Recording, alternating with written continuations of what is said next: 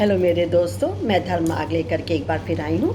इस धर्म मार्ग के माध्यम से मैं संदेश जन जन तक पहुँचाना यानी अधिकतर लोगों तक पहुँचाना होता है कि प्रत्येक मानव प्राणी के लिए, मनुष्य के लिए धर्म और धर्म मार्ग, धर्म पर चलने ना जरूरी होता है।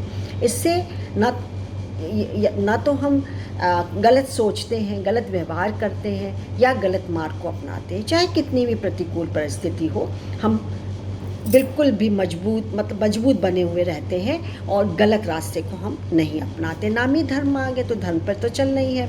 तो इससे क्या है, हमारा शारीरिक और मानसिक जो स्वास्थ्य है वो सही रहता है, स्वस्थ हम रहते हैं। इसी कड़ी में मैंने एक शीर्षक निकाल के रखा है, आत्मा सत्य है, और इसको हम तक प्रेषित किया है श्रीमती सरिता बंसल जी ने। बंसल जी, आपका बहुत बहुत नमस्कार और धन्यवाद कि मैं आपकी बात जन जन तक रखती हूँ।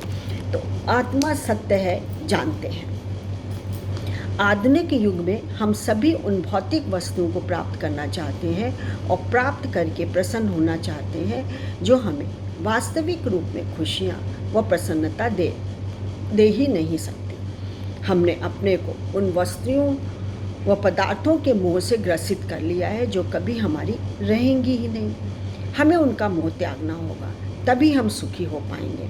विश्व में उन चीज़ों से परे होना है। इसका अर्थ है उनका उपयोग तो करें परंतु लोभ त्याग दें। जब तक हम उन भौतिक वस्तुओं के मोह से ग्रसित रहेंगे तब तक कहीं भी शांति प्राप्त होने वाली नहीं है। उन भौतिक वस्तुओं से परे होने का मतलब है हम अंतर स्वरूप को समझें, अपने प्रभाव को जानें, पहचानें कि हमारे अंदर कितनी आत्मशक्ति है। जब तक हम अपने असली स्वरूप को पहचानेंगे नहीं, तब तक यह भौतिकतापूर्ण विश्व हम पर हावी रहेगा। अपने स्वाभाविक स्वरूप को जिस दिन हम समझ पाएंगे, उसी दिन से हम शांति अनुभव करने लगेंगे। हमें जो सबसे बड़ा भय है वो क्या है? मृत्यु का है, जबकि जिसने जन्म लिया उसे जाना है मृत्यु या अटल सत्य है। फिर भी भय क्या है? मृत्यु का सबसे ज़्यादा है। तब यह भय सताएगा ही नहीं। यदि आप शांति अनुभव करते हैं तो आप ये डर नहीं सताएगा। भगवान श्री कृष्ण ने भी कहा है, आत्मा अजर अमर है। गीता में अंतर्लिखित है कि आत्मा अजर अमर अविनाशी है, परंतु हम इस सच्चाई को स्वीकारते ही नहीं हैं। हम जीते जागते हैं क्योंकि हमारे अंदर आत्मा है। हमें यह सत्य स्वीकारना ही होगा।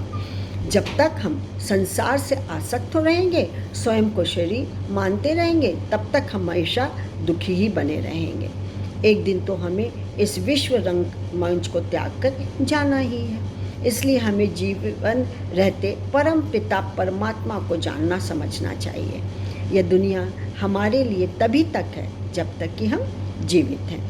हम जब सत्संग में बैठे होते हैं तो भी जो भी गुरुवर कहते हैं वह सत्य लगता है, परंतु क्या होता है, बाहर आते ही हम फिर भयभीत हो जाते हैं। हर एक व्यक्ति इस संसार का केंद्र बिंदु है, लेकिन बाहरी तौर पर से अगर हम इस संसार को समझना भी चाहते हैं तो कभी अपने आप को समझ नहीं पाएंगे, क्योंकि केंद्र बिंदु हमारा अपना स्व है, अपना अहम है।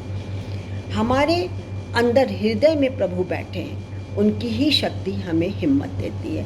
बस हमें उसे ही किसी अच्छे साहित्य या किसी अच्छे गुरुवर के माध्यम से समझना होगा, तभी हम सुखी रह सकते हैं। तो ये छोटे छोटे जो प्रसंग होते हैं, विचारात्मक होते हैं, बड़े ही गहराई वाले, सारगर्भित होते हैं, और कभी कभी तो इनकी इतनी गहराई होती है कि हमारे मानस पटल पर अंकित हो जाती है, और फिर हमारी प्रतिकूल यदि दशाएं हैं तो हम डगमगाते नहीं हैं, बल्कि एक सही रास्ता चुनाव करके आगे को बढ़ते रहते हैं। तो इसलिए धर्म मार्ग को अपनाना बहुत ज़रूरी है।